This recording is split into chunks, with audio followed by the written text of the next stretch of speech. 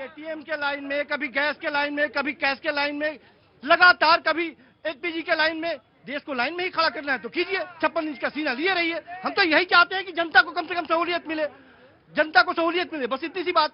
जी धन्यवाद प्रतीक जी। पहले तो आपको और पूरे देश को भारत माता की जय, वंदे मातरम। देखिए, पहले तो मैं कांग्रेस के प्रवक्ता से कहूंगा थोड़ा पढ़ लिख के आया कीजिए मेरे भाई। जब 2014 में आप लोगों ने सत्ता छोड़ी थी, उस समय इस देश के अंदर जो एलपीजी का रिजर्व था ना, वो सिर्फ 4 दिन का हो सकता था, और जो क्रूड का था वो 10 दिन का हो सकता था केवल। प्रधानमंत्री जी जब आए उसके बाद उन्होंने इतनी दूर की सोच रखी कि भारत के अंदर कम से कम 60 दिन का एलपीजी और 75 दिन का क्रूड ऑयल होना चाहिए, और उस पर काम किया गया।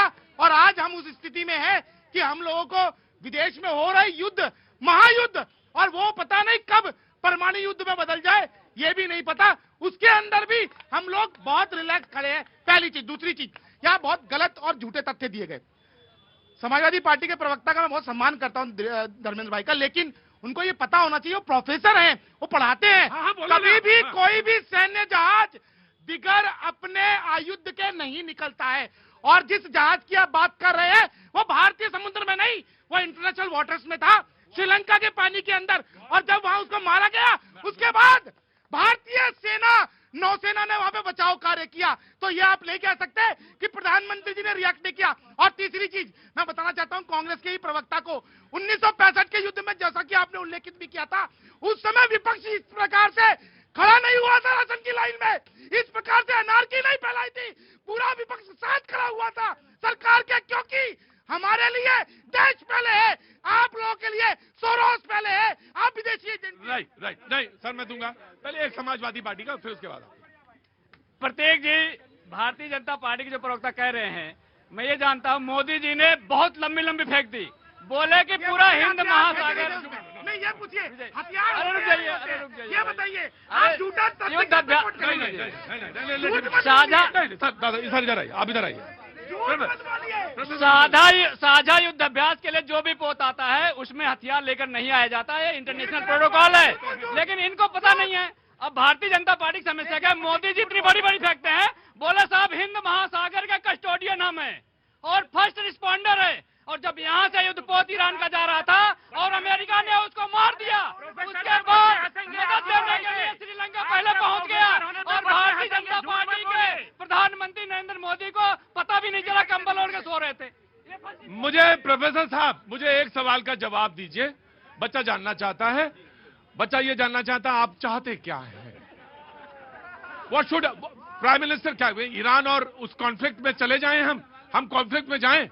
हम ये चाहते हैं कि अगर ऑयल क्राइसिस होगी, जैसे आपने कहा रेट नहीं बढ़ रहे हैं, कॉमर्शियल के 115 बढ़ गए, डोमेस्टिक से 60 बढ़ गए, अगर क्राइसिस बढ़ती चली जाएगी, क्रूड ऑयल 118 हो गया, आप भी जानते हैं, तो आप एक सीमा तक ही आप रेट को कम कर पाएंगे, उसके बाद आपको रेट बढ़ाना ही पड़ेगा, और उसका खामियाजा जनता भुगतेगी। उसके लिए रोड मैप क्या है भारत सरकार? राइट, रुको, हाँ बिल्कुल, यानी वो युद्ध से कोई मतलब नहीं है, ये तो हम समझ गए इतनी देर में, क्योंकि सीधा सवाल था मेरा कि हम करें क्या, हम ईरान की तरफ खड़े हो जाएं या हम अमेरिका की तरफ, हमको नहीं खड़े होना, ये तो क्लियर हो गया प्रोफेसर साहब की बात। हाँ, अब हम आ गए उसी बिजनेस पर, हाँ आ गए हम उसी बिजनेस पर, हमको अपनी जनता के, अपने जनता के इंटरेस्ट को बचाना है कि भैया के जो दांत हैं वो दिखते रहें, मुस्कुराता हुआ चेहरा नजर आता रहे, एंड फॉर दैट हमें क्या करना होगा ये सोचना बड़ी महत्वपूर्ण चीज है। मैं दे रहा हूं, पहले इनको कांग्रेस को दे देता हूं, मैं दे दूंगा, पहले कांग्रेस बोलेंगे। सर, कहना बड़ा आसान होता है, छाती पीट करके आवाज तेज करके चीखना भी बहुत आसान होता है। मेरी आवाज इतनी तेज है, मैं बोलूं तो शायद इनकी दब जाए, पर मैं एक बात बोलना चाहूंगा सर, कि जब ऐसे बोला था अमूल फैक्ट्री वाले अपनी अखबार में कटिंग दे रहे हैं कि हम भी 10 दिन तक सिर्फ जो है जो हमारे पास स्रोत रहे हैं हम सप्लाई दे पाएंगे, दूध की किल्लत भी आ सकती है, तो अमूल वाले भी अफवाह फैला रहे हैं, वो भी देश में पैनिक क्रिएट कर रहे हैं। अरे यार, जो हकीकत है हकीकत को मानो ना, दिक्कत है तो दिक्कत है, तुम उसको एक्सेप्ट नहीं करोगे तो वो तो होगी नहीं। आज तुम कह दो सब कुछ ठीक है, सब कुछ चंगा, सब कुछ भला, तो जनता मूर्ख है, इनसे कहलवाओ कि वो जनता मूर्ख है जो लाइनों में लगी हुई है, वो जनता मूर्ख है जो अटैक से मर रही है, उनको शौक है मरने का। आज ये बहुत आसान होता है कहना कि देश में सब कुछ बढ़िया है, आज सबको बोल रहे हैं कि भाई साहब 70 दिन का स्टॉक है, 7 दिन का, 7 दिन देश नहीं चला सके प्रधानमंत्री, 7 दिन, ये लानत है लानत। और प्रधानमंत्री जी को मैं कहना चाहता हूं, प्रधानमंत्री जी ये वही जनता है आज आपको समर्थन कर रही है, कर ये वही जनता पलटेगी और आपको चुनाव में पलटा करेगी। भाई साहब 20 दिन से युद्ध चल रहा है, 20 दिन से युद्ध चल रहा है। मोदी जी के साथ है, कोई नहीं पलटेगी, भले ही कुछ भी हो जाए। गैस सिलेंडर कमी नहीं है सर, गैस सिलेंडर कमी नहीं है। ये लोग हवा मचा रहे हैं, आज रो रहे हैं मोदी जी। जब कच्चा पटा हो वोट मोदी को देंगे, ये हाल करीब करीब 10% पॉपुलेशन ने माइंड सेट उनका ब्रेन। अब लड़ोगे कैसे, इससे कैसे लड़ोगे पाजी, आप बताओ। इसकी तो, वहां तो ईरान में अमेरिका में लड़ाओगे, ये कैसे लड़ोगे यार। Sir let me